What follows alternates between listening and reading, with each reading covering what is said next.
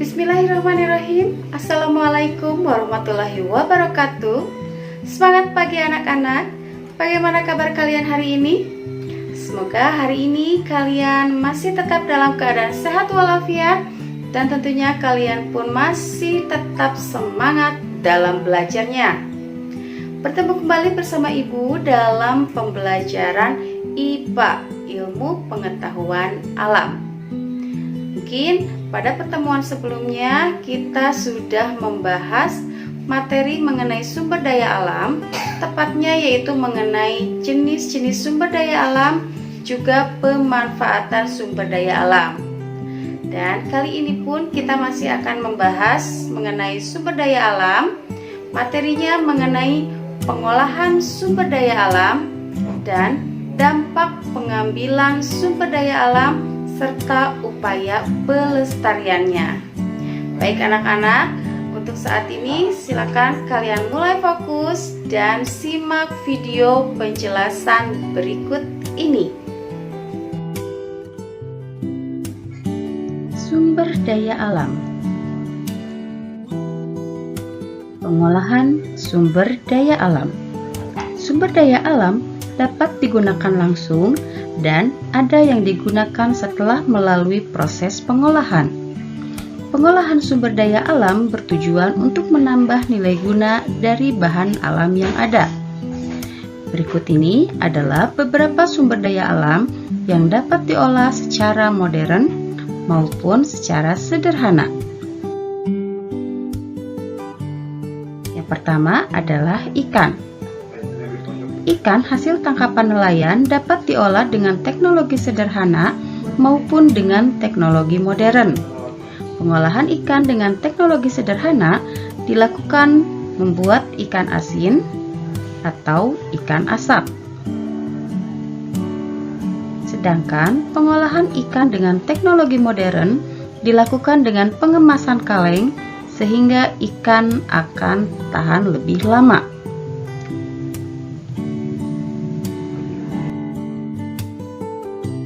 Kedua, ada susu.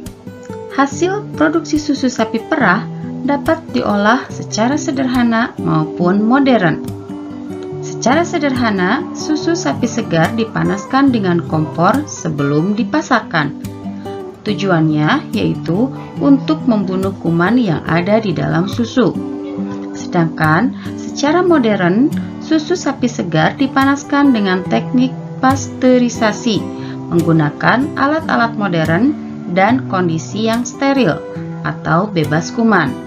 Selain itu, susu sapi juga diolah secara modern menjadi susu bubuk, susu kental manis, dan keju. Kemudian, yang ketiga ada minyak bumi. Minyak mentah yang diperoleh dari tambang minyak bumi diolah menjadi berbagai bentuk bahan bakar dan bahan kimia melalui proses pemisahan. Proses ini hanya bisa dilakukan dengan alat-alat modern. Yang keempat, ada kertas. Kertas terbuat dari serat tumbuhan. Bahan utama yang digunakan dalam industri kertas adalah batang kayu. Dan berikut ini adalah proses pembuatan kertas.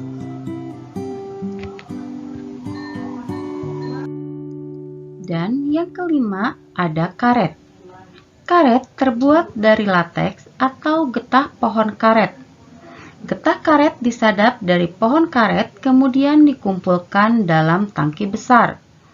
Getah karet ditambah dengan zat asam dan dibiarkan membeku.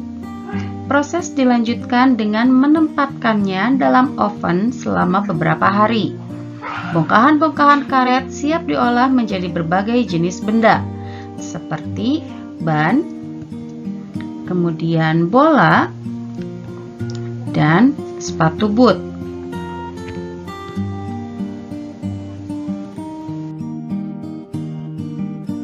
dampak pengambilan sumber daya alam dan upaya pelestariannya. Lingkungan menyediakan sumber daya alam yang berlimpah sehingga dapat dimanfaatkan manusia untuk memenuhi kebutuhan hidupnya. Namun, kelestarian sumber daya alam akan terancam jika manusia tidak memanfaatkannya dengan bijak. Berikut ini adalah dampak dari pengambilan sumber daya alam dan upaya pelestariannya.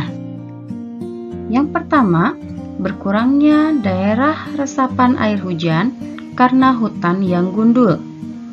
Hutan yang gundul karena penebangan secara besar-besaran akan mengurangi daerah resapan air hujan. Hal ini mengakibatkan tanah di sekitarnya mudah terbawa oleh arus air saat hujan, dan apabila terlalu lama dibiarkan akan mengakibatkan tanah longsor. Dan berikut ini adalah upaya pelestariannya. Yang pertama, reboisasi. Kedua, melakukan sistem tebang pilih tanaman. Ketiga, membuat terasering di lahan yang miring. Dan yang keempat, meningkatkan pengawasan oleh polisi hutan. Yang kedua, yaitu rusaknya hutan bakau. Fungsi hutan bakau di tepi pantai antara lain untuk menahan gelombang air laut, tempat hidup berbagai hewan dan tumbuhan, serta menjaga keanekaragaman hayati. Saat ini, hutan bakau di tepi pantai banyak dirusak dan ditebang oleh manusia untuk keperluan pembangunan. Jika dibiarkan terus-menerus, akan terjadi pengikisan pantai yang akan menyebabkan longsor, erosi pantai, bahkan banjir. Dan berikut ini adalah upaya untuk pelestariannya. Yang pertama, melakukan reboisasi hutan bakau. Kedua, membuat undang-undang yang tegas untuk menjaga kelestarian hutan bakau. Dan yang ketiga, membersihkan hutan bakau dari sampah dan limbah. Yang ketiga, lingkungan yang rusak akibat pertambangan terbuka. Kegiatan pertambangan adalah usaha pengambilan sumber daya alam yang biasa ada di dalam perut bumi. Kegiatan pertambangan hampir selalu mengakibatkan dampak kerusakan terhadap lingkungan. Dan berikut ini adalah upaya untuk pelestariannya. Yang pertama, pengolahan limbah tambang dengan baik. Yang kedua, perbaikan lingkungan setelah kegiatan pertambangan selesai. Selanjutnya yaitu punahnya jenis hewan dan tumbuhan. Perburuan liar dan pemanfaatan tumbuhan yang tidak diikuti pelestarian akan berakibat pada punahnya jenis hewan dan tumbuhan tertentu. Misalnya, hiu diburu untuk dimanfaatkan siripnya sebagai bahan makanan bernilai tinggi. Dan tanaman cendana hampir punah karena dimanfaatkan terus-menerus tanpa dilestarikan. Dan berikut ini adalah upaya untuk pelestariannya. Yang pertama, melakukan pelestarian in situ dan ex situ. Yang kedua, yaitu melakukan tebang pilih dan reboisasi.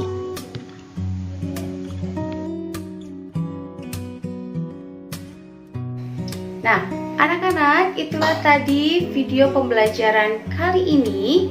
Kita sudah membahas mengenai sumber daya alam, bagaimana cara pengolahan sumber daya alam yang baik, yaitu dengan cara sederhana maupun dengan cara modern, dan juga bagaimana dampak pengambilan sumber daya alam serta upaya pelestariannya. Mudah-mudahan apa yang sudah kalian simak dan sudah Ibu sampaikan bisa kalian mengerti dan juga kalian pahami ya, dan kalian juga bisa mempelajarinya kembali materi tersebut di buku paket IPA. Nah, jangan lupa nanti evaluasinya dikerjakan juga ya. Baiklah anak-anak, cukup sekian video pembelajaran kali ini. Ibu ucapkan terima kasih. Wassalamualaikum warahmatullahi wabarakatuh.